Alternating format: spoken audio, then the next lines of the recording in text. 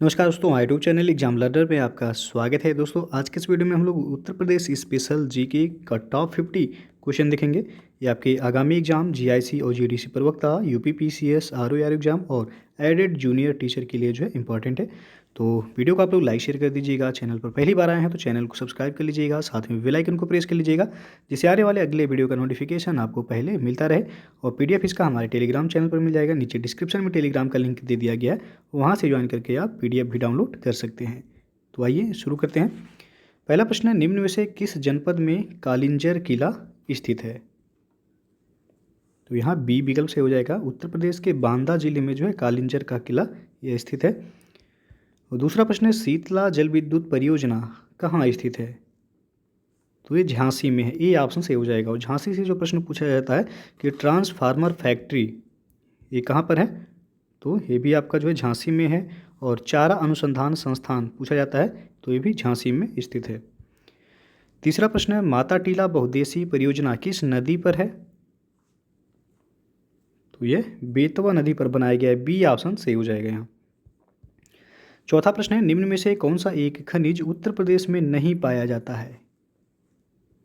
तो अभ्रक, अभ्रक का उत्पादन उत्तर प्रदेश में नहीं होता है, यहाँ बी ऑप्शन जो है सही हो जाएगा। बाकी चूना पत्थर, बॉक्साइट और जिप्सम का उत्पादन उत्तर प्रदेश में होता है। पांचवा प्रश्न है, उत्तर प्रदेश में एस्बेस्टस पाया जाता है कहाँ? तो यहाँ पे आपका सी ऑप्शन से हो जाएगा, मिर्जापुर में। और ललितपुर उत्तर प्रदेश का एकमात्र जिला है जहाँ से जो है यूरेनियम का उत्पादन किया जाता है। चुर्क से जो है सीमेंट का उत्पादन होता है। और छठवां प्रश्न है, निम्नलिखित एनटीपीसी संयंत्रों में कौन गैस आधारित नहीं है? तो यहाँ पे डी ऑप्शन सही हो जाएगा, टांडा। टांडा ये आपका गैस आधारित संयंत्र नहीं है। और सातवां प्रश्न है, प्रदेश की किस नहर पर सर्वाधिक जल विद्युत उत्पादन केंद्र है? तो यहाँ पे आपका ई ऑप्शन से हो जाएगा, ऊपरी गंगा नहर पर जो है सर्वाधिक जल विद्युत उत्पादन केंद्र बनाए गए हैं। और उत्तर प्रदेश का सबसे लंबी नहर जो है वह है शारदा नहर।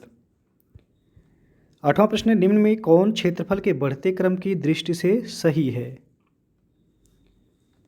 तो यहाँ पे आपका सी ऑप्शन से हो जाएगा, गौतम बुद्ध नगर, बाराबंकी, मिर्ज़ापुर, उसके बाद जो है सोनभद्र।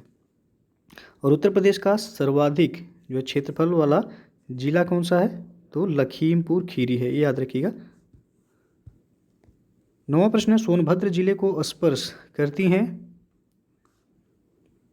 तो यहाँ सी ऑप्शन से हो जाएगा, 4 राज्यों की सीमाएं सोनभद्र जिले को टच करती हैं। कौन कौन से? तो मध्य प्रदेश, मध्य प्रदेश के बाद छत्तीसगढ़, उसके बाद जो है बिहार और झारखंड। तो ये 4 राज्यों की सीमाएं जो है सोनभद्र से लगती हैं। और उत्तर प्रदेश का एकमात्र जिला है जो मध्य प्रदेश से 3 तरफ से घिरा हुआ है, वह है ललितपुर। 10वां प्रश्न है, निम्न में से किससे उत्तर प्रदेश की सीमा नहीं लगती है? तो यहाँ पे आपका बी ऑप्शन से हो जाएगा, पंजाब। पंजाब से उत्तर प्रदेश की सीमा नहीं लगती है। कुल जो है 9 राज्यों, केंद्र शासित प्रदेश और राज्यों को मिलाकर जो है कुल 9 राज्यों से सीमा लगती है उत्तर प्रदेश की। 8 राज्य और एक केंद्र शासित प्रदेश दिल्ली से जो है उत्तर प्रदेश की सीमा लगती है। 11वां प्रश्न है, सूची 1 को सूची 2 के साथ मिलान करना है और कूट के माध्यम से बताना है कि कौन सा ऑप्शन यहाँ सही हो जाएगा। तो चलिए जो है देखते हैं। रुद्रप्रयाग, तो ये आपका अलकनंदा और मंदाकिनी नदी जहाँ आकर के मिलती हैं वह रुद्रप्रयाग कहलाता है, तो ये क्या हो जाएगा दूसरा। नंदप्रयाग, तो अलकनंदा और नंदाकिनी नदी जहाँ पर मिलती हैं वह नंदप्रयाग कहलाता है, बी का हो जाएगा। चौथा कर्णप्रयाग, या अलकनंदा और पिंडार नदी जहाँ मिलती हैं वह कर्णप्रयाग कहलाता है, तो सी का हो जाएगा तीसरा। और देवप्रयाग, भागीरथी और अलकनंदा नदी जहाँ मिलती हैं वह देवप्रयाग कहलाता है, तो डी का हो जाएगा पहला। यानी कि 2 4 3 1। तो 2 4 3 1 आप देख सकते हैं विकल्प बी सही है। 12वां प्रश्न है, अर्जुन बांध नहर से लाभान्वित जिला कौन सा है? तो यहाँ पे आपका डी विकल्प से हो जाएगा, हमीरपुर जिला। ये आपका अर्जुन बांध नहर से लाभान्वित होने वाला जिला है। गोविंद बल्लभ पंत सागर अवस्थित है कहाँ? तो यह सोनभद्र में अवस्थित है, डी ऑप्शन सही हो जाएगा। 14वां प्रश्न है, उत्तर प्रदेश में सबसे ऊंचा बांध कौन सा है? तो यह है रामगंगा बांध, इसकी ऊंचाई है 128 मीटर। 15वां प्रश्न है, निम्नलिखित में से किस दलहन फसल का क्षेत्र उत्तर प्रदेश में सर्वाधिक है? तो वह है चना, डी ऑप्शन सही हो जाएगा यहाँ। आंवले का सर्वाधिक उत्पादन करने वाला जिला उत्तर प्रदेश का कौन सा है? तो यह प्रतापगढ़। प्रतापगढ़ में जो है सर्वाधिक आंवले का उत्पादन किया जाता है। 17वां प्रश्न है, सूचीवन को सूची 2 के साथ मिलान करना है और कोड के माध्यम से बताना है कि कौन सा विकल्प जो है सही हो जाएगा यहाँ पे। तो आप देख सकते हैं, एक तरफ जो है आपका नगर दिया गया है, दूसरी तरफ हवाई अड्डा। तो लखनऊ में जो है कौन सा हवाई अड्डा है? तो अमौसी हवाई अड्डा है, ई का हो जाएगा यहाँ पे तीसरा। वाराणसी में है आपका बाबतपुर हवाई अड्डा, बी का हो जाएगा पहला। कानपुर में है चकेरी हवाई अड्डा और आगरा में है खेरिया, तो सी का हो जाएगा चौथा और डी का हो जाएगा यहाँ पे दूसरा। 3, 1, 4, 2, तो 3, 1, 4, 2 आप देख सकते हैं, डी ऑप्शन सही हो जाएगा यहाँ। 18वां प्रश्न है, 2011 की जनगणना के अनुसार प्रदेश में पुरुष साक्षरता दर कितनी है? तो यहाँ पे बी ऑप्शन सही हो जाएगा। 2011 जनगणना के अनुसार उत्तर प्रदेश में पुरुष साक्षरता 77.3 है और महिला साक्षरता यदि पूछा जाए तो 57.2% महिला साक्षरता है।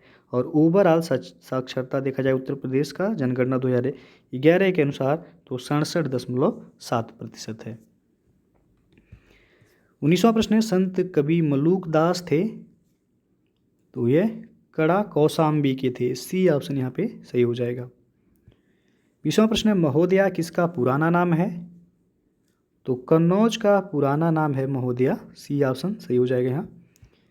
21वां क्वेश्चन है, लॉर्ड कॉर्नवालिस की कब्र स्थित है कहाँ पर? तो गाजीपुर में स्थित है, ए ऑप्शन सही हो जाएगा। और गाजीपुर में याद रखिएगा उत्तर प्रदेश का एकमात्र जो है अफीम फैक्ट्री भी जो है। 22वां प्रश्न है, किस कारागार में पंडित राम प्रसाद बिस्मिल को फांसी दी गई थी? तो गोरखपुर जेल में पंडित राम प्रसाद बिस्मिल को फांसी दी गई थी। और किस केस में? तो काकोरी षड्यंत्र केस में। और पूछा जाता है काकोरी कांड कब हुआ था? तो ये आपका 9 अगस्त 1925 को काकोरी कांड हुआ था। 23वां प्रश्न है, उत्तर प्रदेश सरकार की आय का सबसे बड़ा भाग कहाँ से आता है? ऑप्शन आप देख सकते हैं यहाँ पे 4 दिया गया है, तो सी ऑप्शन से हो जाएगा। व्यापार कर से जो है उत्तर प्रदेश सरकार की आय का सबसे बड़ा भाग जो है प्राप्त होता है। और अगला क्वेश्चन है, उत्तर प्रदेश औद्योगिक विकास निगम स्थापित है? तो यह है कानपुर में, ये ऑप्शन से हो जाएगा यहाँ पे। और अभी हाल ही में जो है उत्तर प्रदेश में चमड़ा पार्क का जो स्थापना किया जाएगा वो भी कानपुर में किया जाएगा। करंट अफेयर्स का क्वेश्चन है, पूछा जा सकता है, तो याद रखिएगा ये ऑप्शन सही है यहाँ। और गंगा में सर्वाधिक बीओडी मिलता है? तो ये आपका कानपुर से इलाहाबाद के मध्य। बीओडी का फुल फॉर्म होता है बायोलॉजिकल ऑक्सीजन डिमांड। तो ये आपका गंगा नदी में कानपुर से लेके इलाहाबाद के मध्य जो है सर्वाधिक बीओडी मिलता है। 26वां प्रश्न आपका, प्रदेश के एकमात्र सुदूर संवेदन केंद्र की स्थापना कहाँ की गई है? तो यह लखनऊ में किया गया है, डी ऑप्शन सही हो जाएगा यहाँ। आर्यभट्ट नक्षत्रशाला स्थित है? तो यह रामपुर में स्थित है, डी ऑप्शन सही हो जाएगा। 28वां प्रश्न है, निम्नलिखित जनजातियों में से किसकी संख्या उत्तर प्रदेश में सर्वाधिक है? तो 4 जनजातियां हैं, ऑप्शन में दिया गया है, इसमें आपको बताना है सर्वाधिक जो है संख्या में कौन सी जनजाति पाई जाती है उत्तर प्रदेश में। तो यहाँ बी ऑप्शन सही होगा, थारू जनजाति। लेकिन याद रखिएगा उत्तर प्रदेश में जो है सर्वाधिक जनजाति वर्तमान में जो है गोंड जनजाति है पहले स्थान पर, दूसरे स्थान पर है खरवार जनजाति और तीसरे स्थान पर जो है थारू जनजाति है।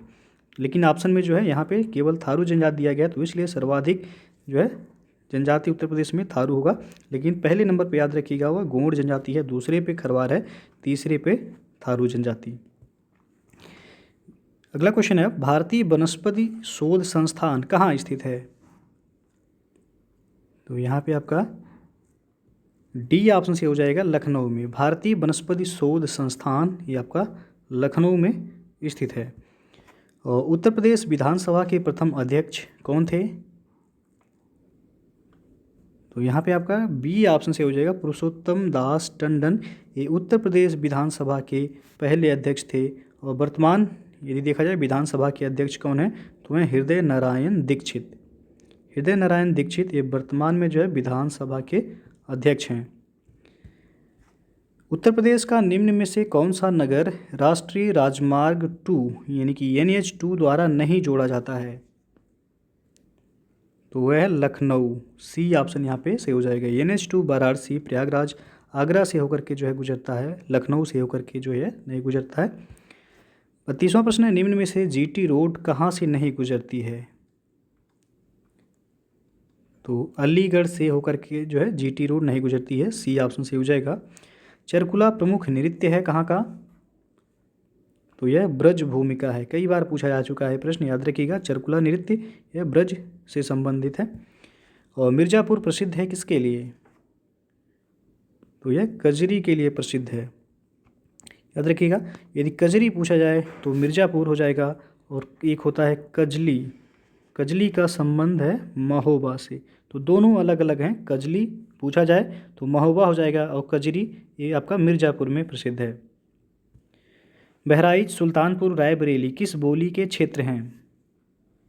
तो ये अवधी बोली के क्षेत्र हैं। डी ऑप्शन सही हो जाएगा। धुरिया लोक नृत्य है कहाँ का? तो यहाँ पे आपका बी ऑप्शन सही हो जाएगा, बुंदेलखंड का।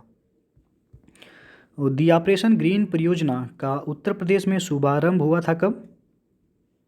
तो यह हुआ था 2001 में। सी ऑप्शन सही हो जाएगा। यहाँ पे दो प्रमुख खनिज हैं, रॉक फास्फेट और डोलोमाइट। दोस्तों, यदि आप UPPSC और UPSSC एग्ज़ाम की तैयारी करना चाहते हैं तो आप अनअकैडमी लर्निंग प्लेटफॉर्म ऐप से जुड़ के अपनी तैयारी को बेहतर तरीके से कर सकते हैं और एग्ज़ाम को आप आसानी से क्रैक कर सकते हैं। अनअकैडमी पर scholarship test UPPSC prelims exam के लिए फ्री में टेस्ट सीरीज जो है कराया जा रहा है। और यह प्रत्येक संडे को दोपहर 1 बजे टेस्ट कराया जाता है और इसका एनालिसिस शाम को 7 बजे कराया जाता है। तो इससे जो है आप लोग ज़रूर जुड़िएगा। फिर जो है फ्री वर्सेस प्लस सब्सक्रिप्शन के फ़ायदे क्या क्या हैं, तो आप देख सकते हैं। प्लस सब्सक्रिप्शन यदि आप लेते हैं तो कंप्लीट सिलेबस इसमें आपको कराया जाता है, अनलिमिटेड प्रैक्टिस टेस्ट है, उसके बाद अनलिमिटेड PDF नोट्स हैं और रेगुलर डाउट क्लियरिंग सेशन और बाय टॉप एजुकेटर्स के द्वारा। उसके बाद प्लस फीचर्स आप देख सकते हैं इतने सारे हैं। उसके बाद बैच कोर्सेज जो अभी अवेलेबल है अनअकैडमी पर। लक्ष्य UPPSC upper subordinate foundation batch course 2022 ये आपका 31 मार्च से जो है शुरू हो गया है। तो जो लोग इस बैच से जुड़ना चाहते हैं आप जुड़ सकते हैं, डिस्क्रिप्शन में आपको लिंक मिल जाएगा। उसके बाद लक्ष्य UPPSC 2022 ये 12 मंथ का prelims plus mains batch course दोनों है, ये 1 अप्रैल से जो है शुरू हो रहा है। तो जो लोग इस बैच से जुड़ना चाहते हैं आप जुड़ सकते हैं। इसमें आप देख सकते हैं UPPSC की टॉप एजुकेटर्स के द्वारा जो है पूरे सिलेबस को कवर कराया जाएगा। फिर फास्ट ट्रैक रिवीजन है 60 डेज का UPPSC प्रीलिम्स GS के लिए। तो ये आपका 2 अप्रैल से शुरू हो रहा है। आपका fast track revision 60 days UPPSC prelims CSAT के लिए ये बैच है, ये भी आपका 2 अप्रैल से शुरू हो रहा है। तो जो लोग इससे जुड़ना चाहते हैं आप जुड़ सकते हैं। और अभी जो आप देख सकते हैं UPPSC upper subordinate, lower PCS, RO UPSI, UP3+ PET, लेखपाल, BEO और ऑप्शनल कोर्सेज के लिए जो है अनअकैडमी पर बैच अवेलेबल हैं। तो आप जो है जुड़ सकते हैं अनअकैडमी पे। आप देख सकते हैं कि 1 मंथ का सब्सक्रिप्शन यदि आप हमारा रेफरल कोड यूज करेंगे एग्जाम लर्नर, उसके साथ यदि तो 1260 रुपये पे करना है। उसके बाद 3 मंथ का 3150, 6 मंथ का जो है 5040 है, और 1 साल का 6300 और 2 साल का सब्सक्रिप्शन लेते हैं तो 7560 रुपये पे करना है। हमारा रेफरल कोड आप यूज जरूर कीजिएगा, एग्जाम लर्नर EXAMLEARNER, जिससे आपको जो है तत्काल वहाँ पे 10% का एडिशनल डिस्काउंट जो है मिल जाएगा।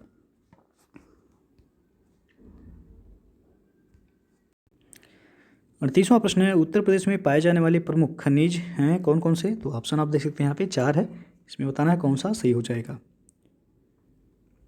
तो यहाँ पे आपका सी ऑप्शन सही हो जाएगा।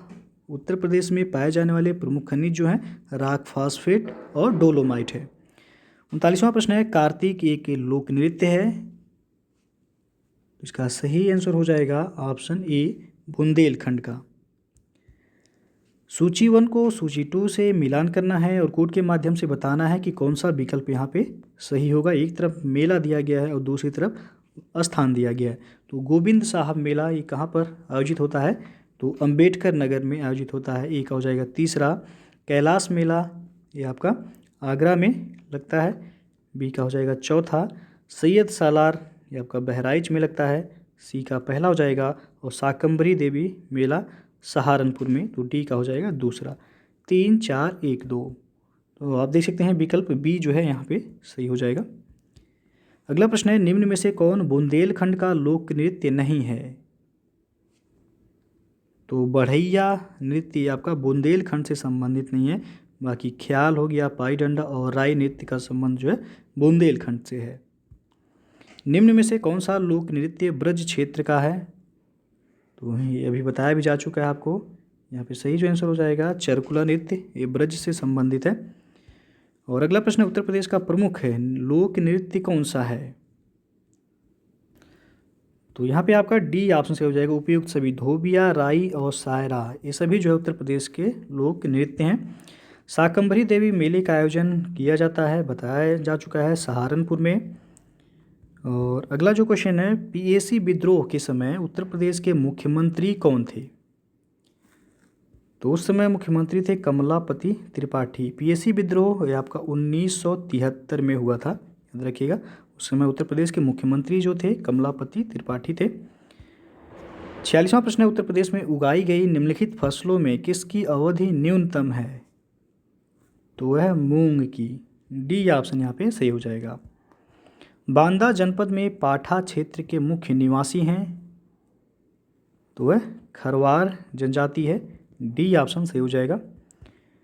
48वां प्रश्न है, ग्रेनाइट पट्टियाँ और स्लेट बनाए जाते हैं, तो ये आपका चुनार में बनाए जाते हैं, सी ऑप्शन सही हो जाएगा। 49वां प्रश्न है, निम्नलिखित में से कौन उत्तर प्रदेश की पेयजल परियोजना है, तो यह है गोकुल बैराज परियोजना, सी ऑप्शन सही हो जाएगा। अंतिम प्रश्न है, संगीत शिक्षा हेतु उत्तर प्रदेश में जो प्रथम संगीत महाविद्यालय स्थापित हुआ था वह है, तो यहाँ आप देख सकते हैं 4 विकल्प है, आपको बताना है कौन सा ऑप्शन सही हो जाएगा। तो बी ऑप्शन यहाँ सही होगा, भातखंडे हिंदुस्तानी संगीत महाविद्यालय। ये उत्तर प्रदेश में संगीत शिक्षा के लिए जो है स्थापित पहला संगीत महाविद्यालय है, और ये आपका जो है लखनऊ में है। भातखंडे हिंदुस्तानी संगीत महाविद्यालय कहाँ है, तो ये आपका लखनऊ में है। तो ये था जो है आपका उत्तर प्रदेश स्पेशल जीके का टॉप 50। तो यदि वीडियो पसंद आया हो तो लाइक शेयर कर दीजिएगा। चैनल को अभी तक आप सब्सक्राइब नहीं किए हैं तो चैनल को सब्सक्राइब कर लीजिएगा, साथ में बेल आइकन को प्रेस कर लीजिएगा, जिससे आने वाले अगले वीडियो का नोटिफिकेशन आपको पहले मिलता रहे। और पीडीएफ इसका टेलीग्राम चैनल पर मिल जाएगा, नीचे डिस्क्रिप्शन में टेलीग्राम का लिंक दे दिया गया है, वहाँ से ज्वाइन करके आप पीडीएफ भी डाउनलोड कर सकते हैं। तो वीडियो को पूरा देखने के लिए बहुत बहुत धन्यवाद।